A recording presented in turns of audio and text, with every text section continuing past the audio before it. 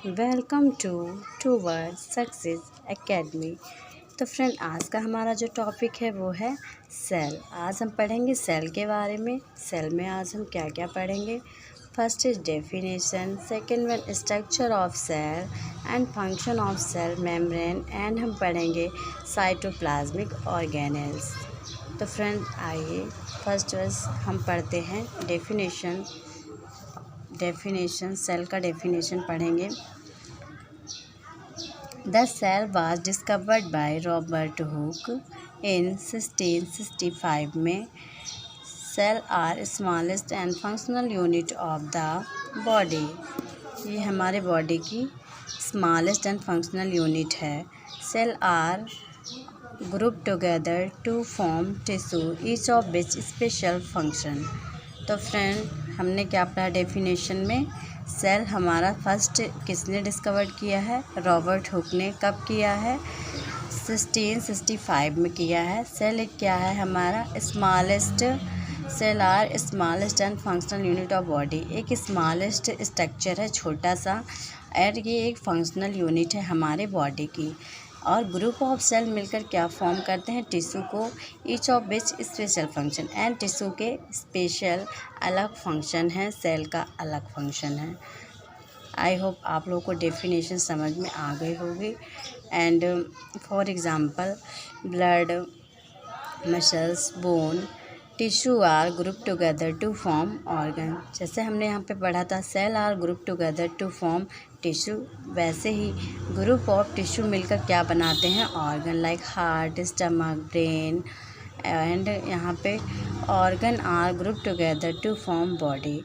अब group of organ मिलकर क्या बनाते हैं? हमारे सिस्टम को बनाते हैं, एंड सारे सिस्टम मिलके क्या बनाते हैं? ह्यूमन बॉडी फॉर्म्ड करते हैं, like digestive system, reproductive system, respiratory system, cardiovascular system. I hope आप लोगों को यहाँ तक चीज़ें समझ में आ गई होंगी। एंड अब हम पढ़ते हैं नेक्स्ट हमारा स्ट्रक्चर ऑफ सेल। अब पढ़ेंगे cell is divide in 3 main parts. हमारी जो सेल है वो मेनली 3 पार्ट में डिवाइड है। तो फर्स्ट है हमारा सेल मेम्ब्रेन। सेल मेम्ब्रेन को हम सेल वॉल नाम से भी जानते हैं। सेकेंड हमारा साइटोप्लाज्म, थर्ड हमारा न्यूक्लियस। तो फर्स्ट हम पढ़ेंगे सेल मेम्ब्रेन।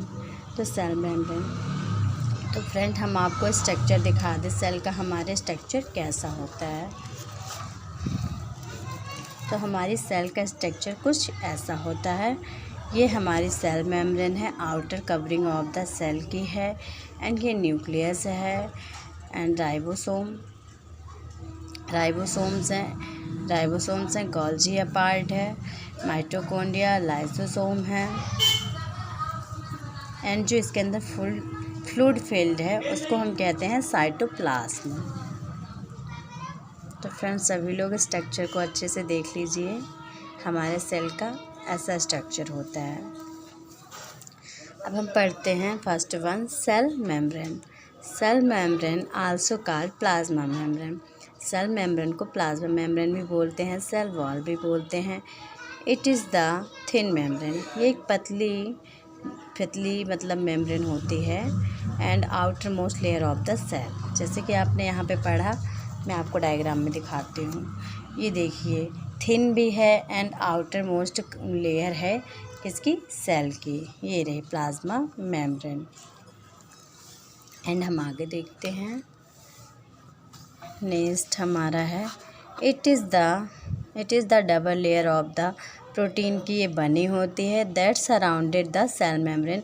एंड ये सराउंडेड होती है हमारे सेल मेम्ब्रेन, और ये प्रोटीन की बनी, एंड ये डबल लेयर होती है, जैसे कि आप डायग्राम में देख सकते हैं। ये देखिए डबल लेयर होती है सेल मेम्ब्रेन।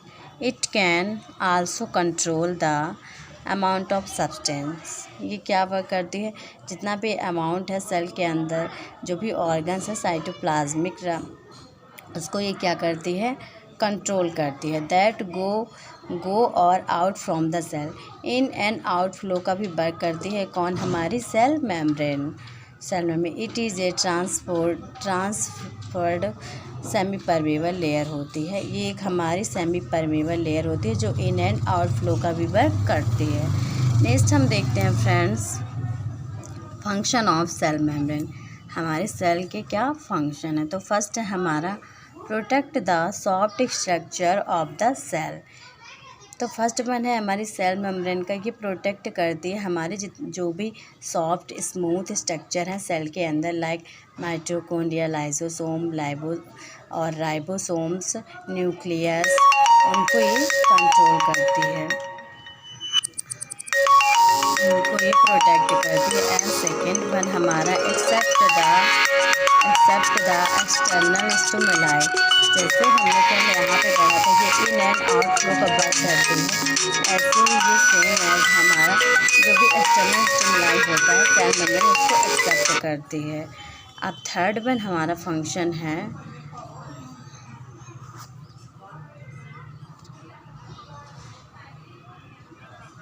तो फ्रेंड थर्ड हमारा जो फंक्शंस है वो क्या है हमारा, through this membrane the cell observe the element and oxygen, ये इस मेम्ब्रेन के थ्रू हमारी सेल ऑक्सीजन को भी एब्जॉर्ब करती है।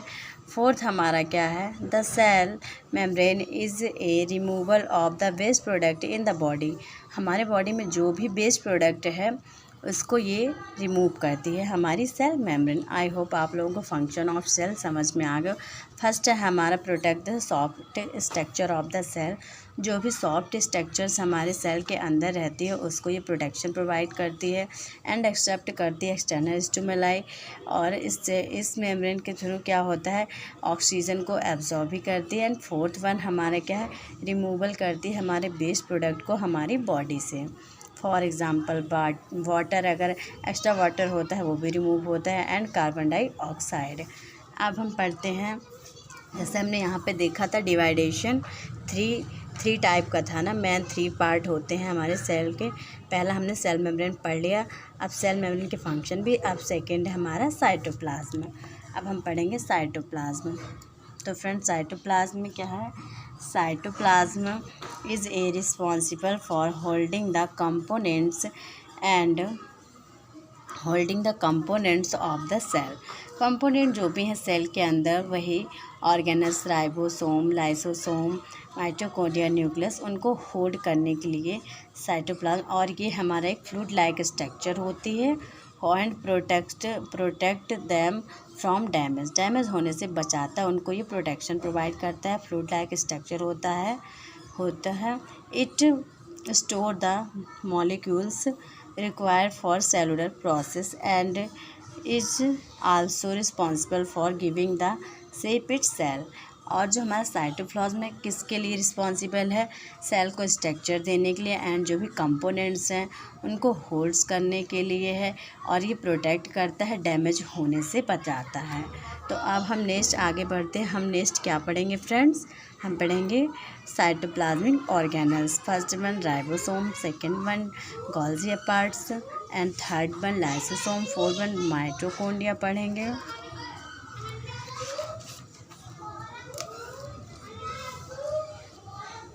एंड 5 एंडोप्लाज्मिक रेटिकुलम पढ़ेंगे। तो फर्स्ट हम पढ़ेंगे राइबोसोम। राइबोसोम क्या है हमारा, राइबोसोम क्या है, a ribosome is an intercellular structure है, made of both RNA and protein से मिलके बनता है, और मेड करता है, बनाता है, ये मेड करता है, आरएनए एंड प्रोटीन मेड करता है। एंड क्या है ये, and it is the site of protein synthesis. ये क्या है, ये राइबोसोम हमारा मेनली प्रोटीन का सिंथेसिस करता है, प्रोटीन को प्रोडक्शन करता है। In the cell ribosome also called protein factory. जो राइबोसोम है उसको हम प्रोटीन फैक्ट्री के नाम से भी जानते हैं। ये प्रोटीन का प्रोडक्शन करता है हमारा राइबोसोम। तो आई होप आप लोगों को समझ में आ गया होगा। सेकेंड हम पढ़ते हैं गोल्जी पार्ट। गोल्जी पार्ट को also known as post office of the cell भी बोलते हैं। ये सेल की पोस्ट ऑफिस है। जैसे भी जिसको भी जिस चीज़ की जो भी नीड पड़ती है, जिस ऑर्गन को, किसकी, प्रोटीन को, वो वहाँ पे प्रोटीन को वो ट्रांसफ़र कर देती है। तो देखिए फ्रेंड हम पढ़ते हैं, the Golgi parts is consist of closely folds and flatten membrane sac से मिलकर बनती है। तो हम आपको डायग्राम में दिखाते हैं गोल्जी अपार्ट का स्ट्रक्चर। जैसे ये है, क्लोजली फोल्ड्स एंड फ्लैटन है बिल्कुल फ्लैट है, उससे मिलकर क्लोजली फोल्ड्स हैं, उनसे मिलकर ये बनी है गोल्जी अपार्ट्स। ये रही हमारी गोल्जी अपार्ट्स। तो फ्रेंड देखिए यहाँ पे closely folds and flatten membrane sac से मिलकर ये बनती है। सैक मीन्स कोशिका होती है। It is a present in all cell. इसका एक मोस्ट क्या है, ये आल सेल में ये प्रेजेंट होती है। A factory in which protein received. इसका क्या काम है, प्रोटीन को रिसीव करके रखती है फ्रॉम द एंडोप्लाज्मिक रेटिकुलम से ये प्रोटीन को रिसीव करती है। एंड इसका क्या फंक्शन है, आर फर्दर प्रोसीड एंड ये क्या करती है, सॉर्ट करती है for transport to other cytoplasmic organ like lysosome and plasma membrane. इसने रिसीव की कहाँ से, एंडोप्लाज्मिक रेटिकुलम से प्रोटीन को। आगे जो भी प्रोसीड फर्दर जो भी फंक्शनिंग होती है, लाइक जिसको भी नीड हुई साइटोप्लाज्मिक ऑर्गन में, जिसको भी नीड हुई प्रोटीन की, वो वहाँ पे प्रोटीन को आगे ट्रांसफ़र करती है हमारी गोल्जी अपार्ट। अब हम आगे देखते हैं लाइसोसोम को। Lysosome also known as suicide bag होता है। इसका क्या वर्क है friend, the lysosome is the digestive system of the cell. ये सेल का डाइजेस्टिव सिस्टम है। ये क्या करता है, serving both to degrade material taken up from outside the cell. ये क्या करता है, जो भी वेस्ट मटेरियल सेल के अंदर होता है उसको ये बाहर करता है सेल से। एंड क्या है, and to digest obsolete component of the cell itself. जो भी इसमें डैमेज या फिर डेड सेल्स होती है हमारी, उनको ये खुद ही डाइजेस्ट करके एंड ये सेल के बाहर ये चीज़ें ये निकाल देता है। सेल के बाहर का जो भी डिग्रेड मटेरियल होता है हमारा, आउटसाइड ऑफ द सेल के कर देता है। लाइसोसोम का ये वर्क होता है। अब हम फोर्थ एंड नेक्स्ट हमारा क्या है, माइटोकॉन्ड्रिया। हम पढ़ेंगे माइटोकॉन्ड्रिया के बारे में। The mitochondria is the power house of the cell. ये हमारी क्या है, power house of the cell है। Many small structure of different size and shape in cytoplasm. इसकी बहुत ही स्मॉल साइज़ का स्ट्रक्चर होता है इसका, और ये इसका इनकी साइटोप्लाज्म प्रेजेंट होती है, सेल के अंदर तो होती है। लाइक इसका कैसा होता है, ये फॉर एग्जांपल अगर देखें तो लाइक रॉड लाइक इसका स्ट्रक्चर होता है। It is classical role of mitochondria is oxidative phosphorylation which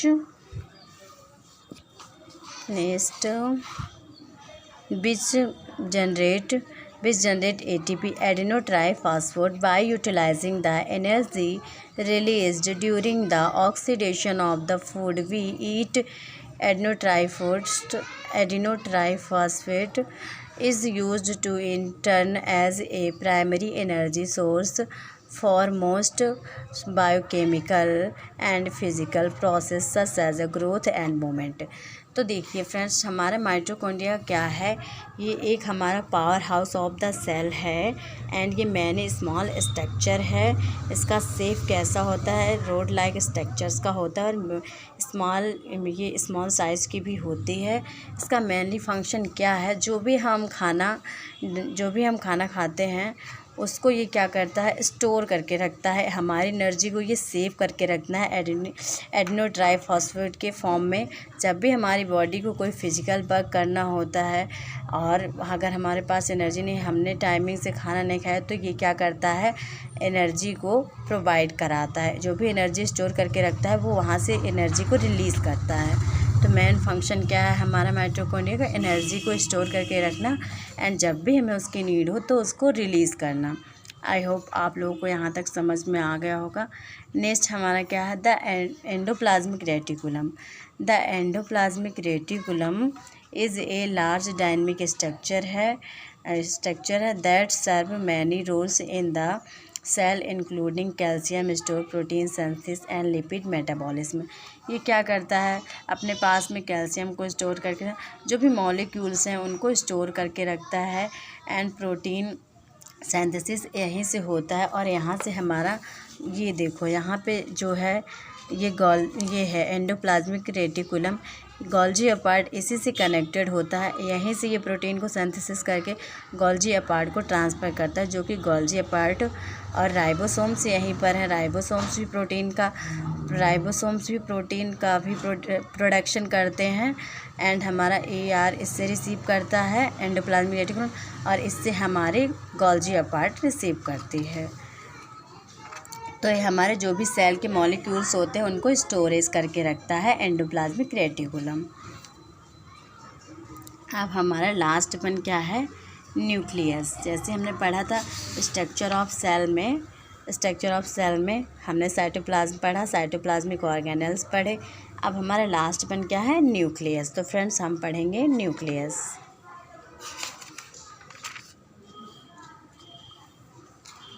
तो न्यूक्लियस क्या है, the nucleus by housing the cell cell's genome. The nucleus serve both as repository of genetic informations and as the cell's control centre होता है ये DNA replication, transcriptions and RNA processing all take place within the nucleus. तो mainly हमारा जो nucleus होता है उसका function क्या होता है, उसके अंदर हमारा जो जेनेटिक जीनोम है ना, जेनेटिक मटेरियल प्रेजेंट होता है, RNA एंड DNA, जो कि इसका फंक्शन क्या है, ये हमारा जनरेशन टू जनरेशन ट्रांसफर्ड होता है one generation to another generation. Nucleus का मेनली यही फंक्शन है। तो आई होप आप लोगों को ये टॉपिक पूरा अच्छे से समझ में आ गया होगा। तो फ्रेंड्स, अगर आप लोगों को भी ये वीडियो ज़रा सा भी इंफॉर्मेटिव लगा हो तो please subscribe and like my channel. Thanks for watching.